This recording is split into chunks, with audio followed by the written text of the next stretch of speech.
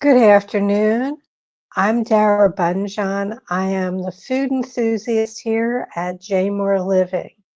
I'm a food writer, food stylist, PR maven, and a frustrated baker.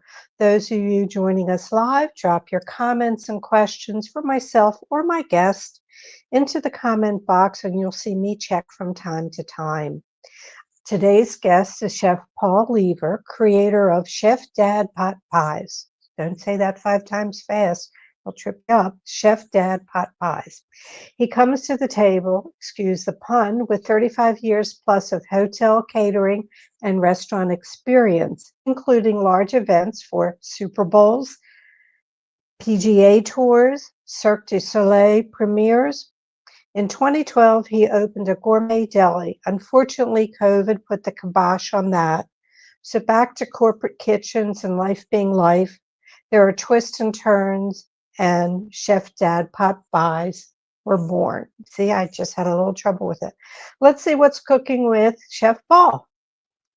Hello, good day. Good afternoon. Glad we could finally do this. We've had some technical difficulties previously, so I thank you for squeezing us in again, and we got it all straightened out. What's on your plate today other than doing the show? I'm baking pies. That's what I do during the week, getting them ready. We actually do have a couple farmers markets during the week, but during the week I'm baking pies, getting ready for the weekends where we do a tremendous amount of farmers markets. Great. So I always sort of like to do a little background as to why somebody came to the food industry. Some, very late in life, some started young. What was your family table like? I know that you were born in London and came to LA. Were you real young then, or at what age were you? It was just before my 15th birthday. I was halfway through. It was halfway through ninth grade when I entered the Los Angeles school district, coming from an all boys private school in London to a co ed high school in Southern California, which everyone can picture because it is the setting for the movie Grease, Culver City High School. And Okay. my parents came to Los Angeles because they wanted to be by the seaside, as the British say. They went 6,000 miles to do that, and they bought into my cousin's restaurant. So immediately uh, into the restaurant scene and dragged me in with them. Okay. So being from London, there's a history to pot pies that if I look at it, it goes back to 4000 BC Sure. before Christ. And then, the Greeks. And then, of course, 16th century, the British started doing pasties, which Hmm. is handmade pies. They're Uh, still around. They're still around today, and the Aussies also are very, very proliferate, and it's part of their fast food system. Great, they're great to hold in your hand. They're insulated with the crust, and you can bite them away. But that's not really what the American pot pie is. The British version, the pasties, if you will, the sauce or gravy is on the outside. Often is an herb gravy that they pour over or dip in at the last minute. In an American pot pie, the sauce, everything is incumbent inside of the crust. And so it's a great difference. And it really wasn't until well into the time that I was selling pies that I really even made the connection to being a Brit and the pot making pies. I don't know if it was subconscious, but certainly growing up Jewish in Northwest London, where there's a heavy concentration of my peeps. We didn't have pot pies. That was not part of our meals at all. That was not. We were only second generation, or first generation really, from Eastern Europe, as most people are here. Instead of escaping, doing the diaspora to United States, we were the less wealthy group that only had fare to the United Kingdom. So, and we were no Popeyes in my history at all. okay. But did the restaurant start your love of food, or was that after? When I was 14, 15, 15 years old. Yeah, it must absolutely. Well, I loved my mother's and my grandmother's cooking. I was certainly a big nosher, as they would say. I helped prep food as a child, but I think that's more out of chores than out of love of food. But I instantly was very much involved, going from being a dishwasher one day, Paul, we need more spoons, to running their kitchen within a year, at 15 and 16 years old. And as it is with working for family, it was never easy. We're in a very busy restaurant in Westwood Village, right next to UCLA. And your parents are never right, certainly at 16.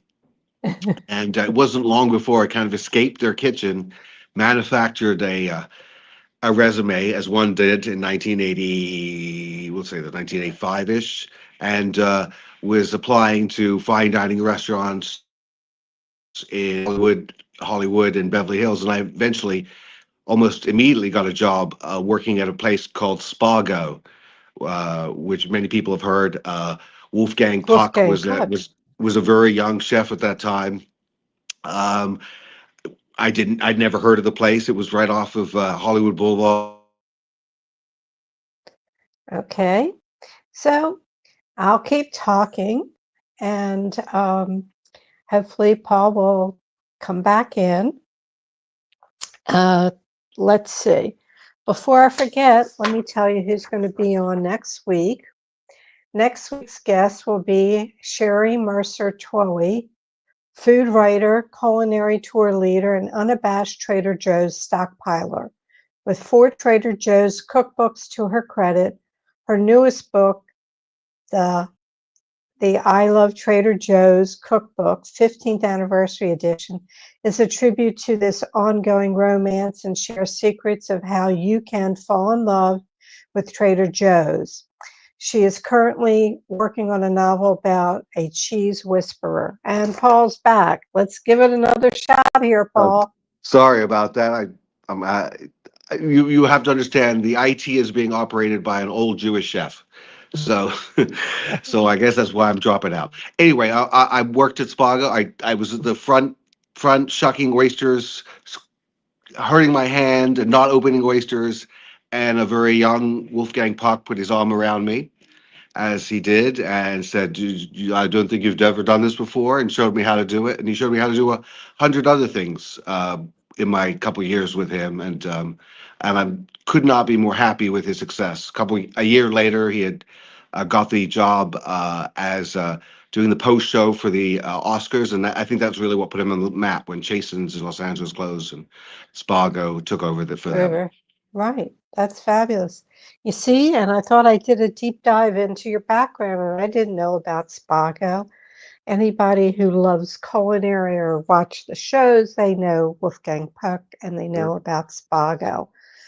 So, let me ask you, why pot pies? You have a long career, which we can get back to, but why pot pies? Why now? Well, Why pot pies? Well, it started in my restaurant in Falston. We were, as I said, gourmet deli. I'm not sure I love the word gourmet, but we were a delicatessen with lots of things, including rotisserie chicken. And we found that at the end of the night, we may have 3 or 4 rotisserie chickens left, and we picked them and would make different items with them. And one time we made a pot pie.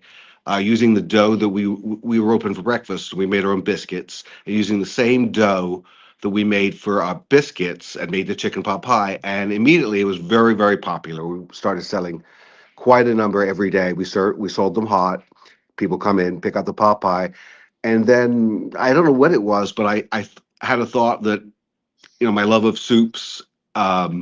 And wouldn't it be great if we could make a crab pot pie? This is Maryland, so I made a cream of crab pot pie that even accelerated things, and that even became more popular. And at that point, I was out of the bag, and I was making lots of different pot pies, utilizing, and people loved them, absolutely loved them. And sadly, as you mentioned, in 2020, we had to close during COVID. There was it's like losing a child almost. We closed the restaurant, and I went back into the hotel and restaurant world, um, working in some nice, very nice kitchens. And I'll start this with the end. My wife is doing great right now, but my Great, wife good to got hear. quite sick, and it is not the industry to be taking off a lot of days. They don't have my industry does not have a lot of patience for that, and unfortunately, I lost my job. So here I was without a position and having to take care of my wife on many days. And I thought someone had mentioned to me that someone sold pot pies at a Jersey farmers market, and they did really, really well. So I thought, well, let's give this a shot. I can't. I've got into 32nd Street, Waverly, as a guest at the farmers market, and instantly there was a long line and a crowd around my booth, and that's where it started. And now we're at 12 different farmers markets. I'm in ShopRite grocery stores. I'm in uh, Eddie's of Rolla Park, both of their locations, and a number of other places too. And we're doing great. And I've become the pot pie guy Yeah. somewhere along the line. Well, I know that you had said it was to bring a product to market, to go through all the steps that you need to do in processing. You said it was quite a Herculean uh, Not as much, process. yeah, not as much How long? yeah, well, not as much for the farmers markets. That requires a catering license. Certainly you need to find yourself a commercial kitchen, which we have, and we have a wonderful one. And but to bring them to a grocery store, that's a whole different other story. Then the USDA gets involved, and working with the federal government, I thought was going to be very difficult, but the USDA has been wonderful to us. They're a tremendous organization, at least on the East Coast here, and they worked with us, and I got my quote unquote grant of inspection, and I'm now able to sell the pies in retail, wholesale them nationwide. So that was but you wouldn't believe it. I work alone or with one other at the most. When baking the pies, we bake about 600 a week, and the be me and the USDA lady just standing there next to me watching me work.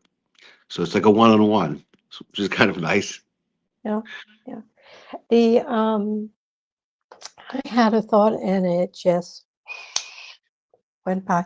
Oh, so as you said, you can sell nationwide. Now, Mhm. this show does not just stay in Baltimore. I have people who watch from around the country, and if they're interested, we're going to talk about flavors um, for the pies. You can just go online to chefdadpotpies.com. And really, you can find it on Facebook, you can find it on Instagram, but to purchase, you can purchase online at Chef Dad Pop Pies. All right, so let's talk flavors. And they're categories, everybody. So basically, we have shepherd's pie, we have vegan pies, we have seafood pies, we have meat pies. Obviously, I would tend to think the chicken pot pie is the number one seller. Am Number I one right? seller, number one seller, but it's getting it's being attacked. The chicken tikka curry pie is very, very close to matching it in sales, which I never thought would come about, but it's been tremendously popular. Yeah, I think people are more accepting of Indian food nowadays. 20 years ago, when I worked for Van Spices, Indian food was just, it was never like Italian or Korean or any of those that were accepted.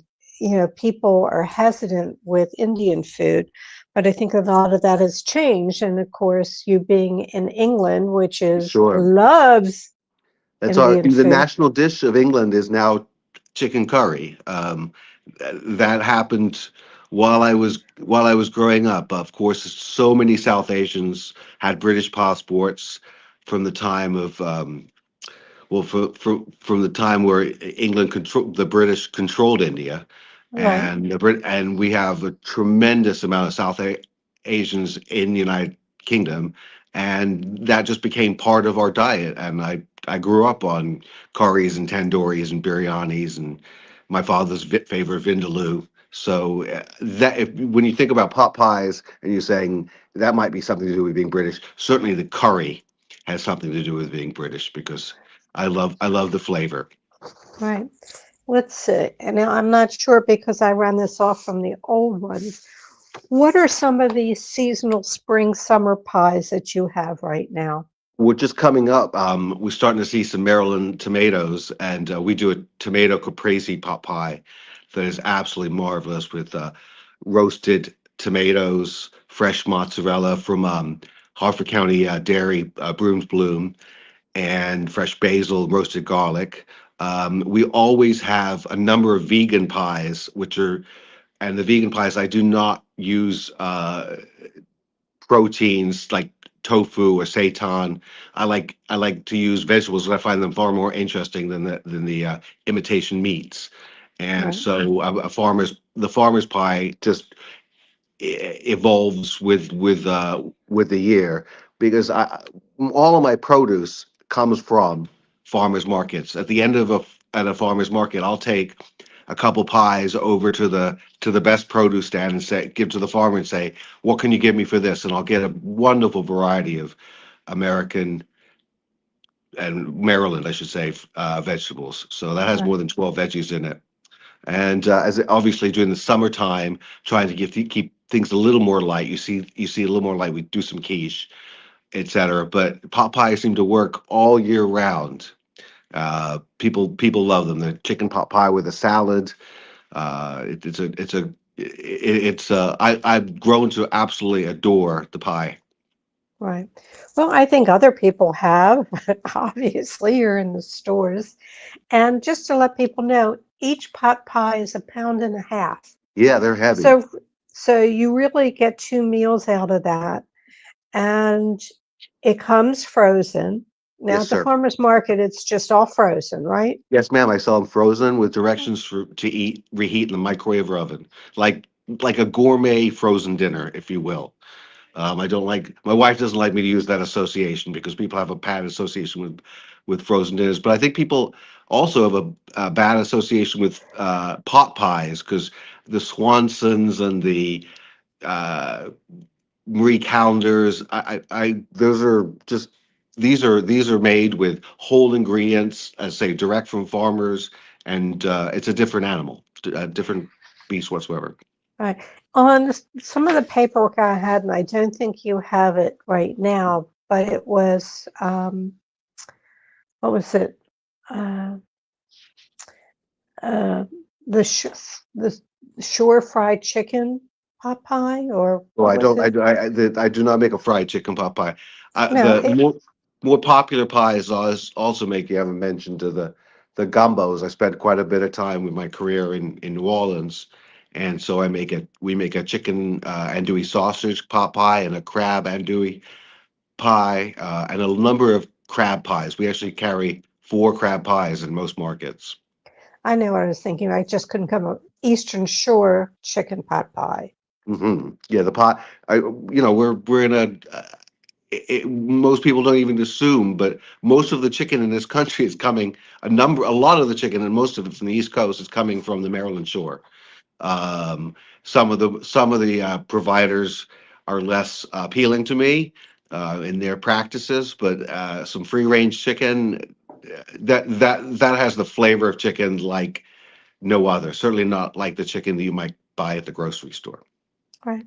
You have, I mean, we're not even getting into warm weather. I mean, it's cold. It's It's, cold it's, out. it's a I'm nice cool thinking spring. about warm food. I mean, you do like a pot roast, pot pie.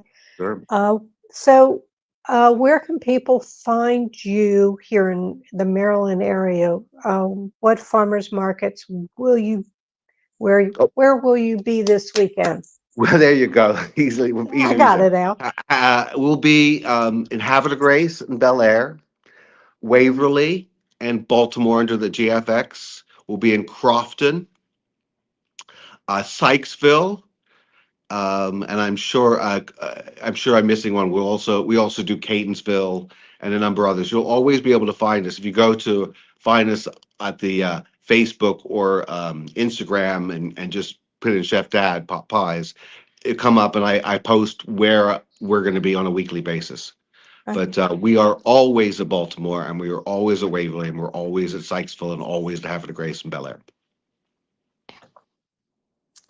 First of all, congratulations, because last week you were sort of bumped from underneath the 83 because of Yeah, I missed Artscape, that. Yeah. which was sort of fine because your son graduated college. Yeah, absolutely. My oldest graduated from Maryland. He's looking to get into law. He got a double degree in justice and journalism.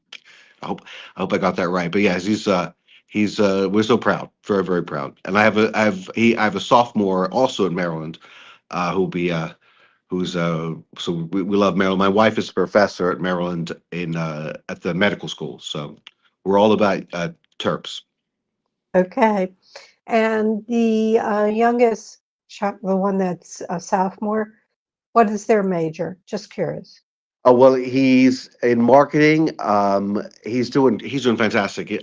He's markets for the football team to new recruits. He's in recruiting for the football team, and he also is in media. He's the Barstool Sports representative for the school. So he's doing very well. He has the personality in the family. Okay, so Griffin, he's tied in with the sports show for Jay Moore. Pass that along. I will. I will. I will. Okay. Um, why did you could have picked any name for your pot pies. I'm just curious, why Chef Dad pot Well, pies? I'm glad you brought up the boys because they're both of the same fraternity, and I did a lot of catering even while I was working at restaurants related to Baldwin Meals, my restaurant, and we catered a number of events for them, and then sororities and other fraternities also. And it was kind of a shout out on campus. Hey, Chef Dad, because I was dad of one of the kids and the chef, and I really like. We were Baldwin Meals when I had a restaurant on Baldwin Mill Road, and I really liked the name. But my wife was very encouraging, and just she loved the Chef Dad name, and people really love the name. I get hear that a lot, and I think it has some people will remember it. Right. I think it has some staying power. Hmm. It's something like um, you remember that. All you say was chef, and that'll trigger the rest of it. Hmm. I, I'm just seeing shepherd's pie. Were you doing knishes at one time, or are Yeah, you doing? I do knishes. Uh, I get contacted by temples quite a bit. I started with my temple up in Havre de Grace, but I get contacted still in temples. We make knishes, same crust. We use the same biscuit and dough crust. It works really well for knishes. And I've often toyed with doing a knish stand. I'm not sure that it works in most markets, but it might work at some. It's Well, something that we could heat up more easier than because we definitely don't sell hot pies. It's not a logistically doesn't really work for us, and I think the quality right, of the product is better for people to take it home with them to reheat. But the canisters are small enough and would hold well enough that I think it would be great to sell at farmers markets. right. I'm just looking over. I want to make sure. And just to remind people, it's chefdadpotpies.com. You can buy them. Just go for it. Go online and order. Uh, let's see. Otherwise, why Chef Dad? Going down, did that. We talked about what's going to be new for summer. And I think we've sort of covered everything. Now it comes to my questions at the end of the show. Sure. All right. What advice would you give your 18-year-old self? Don't go in the food business. Oh, it's a terrible thing to say. It's a hard life. I will say that.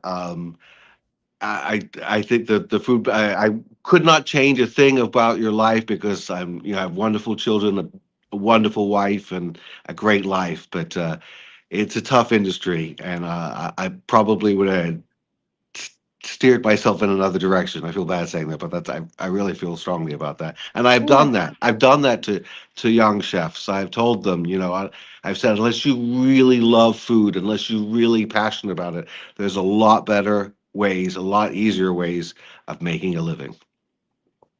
absolutely. It's hard, hard. And Hmm. many have branched out. Yep. They think they're going here. When you started out, do you think you would be putting a product out on the marketplace and saying selling it No, nationally? I never had any concept of that whatsoever. That's only over the last couple of years that that's evolved. Right. No. I saw I'd always done fine dining events and fine dining restaurants and I've actually there's a number of restaurants in town still operating that I opened, but not as the owner, and that's why I ended up opening Baldwin Meals, because it's one thing to work for others and build a restaurant, but when you're building it for yourself, that's a different animal, much more Absolutely. rewarding. Other than pot pies, what two things must be in your refrigerator? Ah, like you just said, I love hummus. I make wonderful hummus, and that's always in my fridge. And there's always fresh fruit. My great grandfather had a fruit stand on Portobello Road in London, of course, made famous by Notting Hill. And he claimed that he was the first to sell bananas in the UK. But fruit is in my. It was always around as a kid. It was always made available to me. So our fridge is full of fresh fruit. Good, good. All right. If you could wake up tomorrow morning with a new talent, what would the new talent be? Oh my God, printing money. No, that's a really good question. That's a really good question. Um, I might want to stick with printing money. I would love to sail away to the sunset with my wife and family and not have to worry about money. But I love what I do, and it fortunately it's paying me quite well right now, and so we'll stick with that. Okay, all right. What's the best bite you've had all week? Oh, that's good. We went out for sushi with friends earlier this week at Matsurai in Federal Hill here in Baltimore, and I had a salmon skin roll, that hand roll, that was just to die for. Sometimes your palate is ready for something that's sweet and crispy and a little greasy, and has that and it just hit home with the right amount of wasabi and the right amount of soy, and it was delicious. And one bite is all you ever need, anything. You What know, is Jose Andreas says after three bites, it doesn't matter. See, I didn't know that was Jose Andres said that. I thought it was the guy from now I can't think of his name, from Per Se and from the French Laundry. Right. I thought it was him, not Jose Andres. But I do love that comment. After three bites, you're just eating. It's true. It's absolutely true. Not for me. Every bite. I, Unfortunately, my waistline is proof to that. I mine can't, too. but I understand what they're saying. Um, There's a lot to be said about Jose Andreas's waistline, also, in that respect. you know what he said? I have it written down here, and maybe it applies. His quote is life starts at the edge of your comfort zone. Mm, sure, absolutely. And he, I like what Willie Allen said. If you don't like the roller coaster, if you don't like life, get off the roller coaster. well, I just think this pretty much applies to you because you didn't know you were going there, and then all of a sudden you took that chance, and you're putting a product on market and dealing with the USDA and everything that you have to deal with the government. So yeah, sometimes you have to go through it to make it. Shout out Uh, to my USDA friends who are desperately holding on to their jobs. yes, yes, okay. Try not to get too political. Your ultimate culinary fail. Oh my goodness. Do you have a moment? I have two for you because we're such close friends. Sure. Okay, so I when I was first came to Baltimore, I chefed a restaurant in Federal Hill called Reggie's. It's since gone. It was around for a long time, but since gone away. And the producer of the WBAL lunch show and morning show lived in the neighborhood, was a big fan of us, came in all the time, and I ended up doing quite a bit of lunch with Dave Durian back in the day, cooking at lunchtime at their studios, and I got pretty comfortable with it. First time you bring everything in so many forms and so many, so you're always ready for them to say, okay, and now here's what he's making. And it became pretty rote for me. And then probably the 20th or 23rd time I walked in, and I hadn't had much time. I was just coming from the restaurant, and I was going to make a play on Peking duck that we made with cured salmon. We wrapped the salmon in a in a scallion pancake with hoisin and scallion, like a Peking duck, and we make it all the time at the restaurant. I was kind of late, so I thought I'll use the restaurant prep. Let's do that. So it goes to air, and I pour the crepe batter into the pan, and I had not greased the pan, and I did not have alternate pans with me. I did not have completed product with me. So there we were for 5 minutes with Dave Dorian trying to scrape the crepe out of the pan. And the end of this, to continue with that story, is I thought, well, I'll never be on again. And when I got back to the restaurant and got a lot of jeers from the people watching at the bar, um, I got a call from the producer. I thought she was going to cheer me out, but she said she wanted me on the next day because they'd never had made that many calls. They wanted the chef to burn the pancake back on. So that was probably my worst culinary fail, and I thank God that that was before the day that all electronic media was saved. So that's gone. That's off. That's disappeared. You can't rewatch that. Yeah, well, I've done my own appearances on like WBAL, and I've Mhm. also set up for traveling authors. So I Mhm. understand for people on stages, you have this, that, and then a miracle, you have a finished product. Ah. So, ta-da, here it is. Yeah. Um, if you're going to any of the farmers market, I want you to listen and hear somebody say, "Come by, say hi, buy a pie." That's me. That's him. That's him. So, my last question, is there anything that I didn't ask that I probably should have? Hey, this was a pretty extensive interview. I think you got me. I should say that I didn't get to Baltimore till about 15 years ago, and I love this city.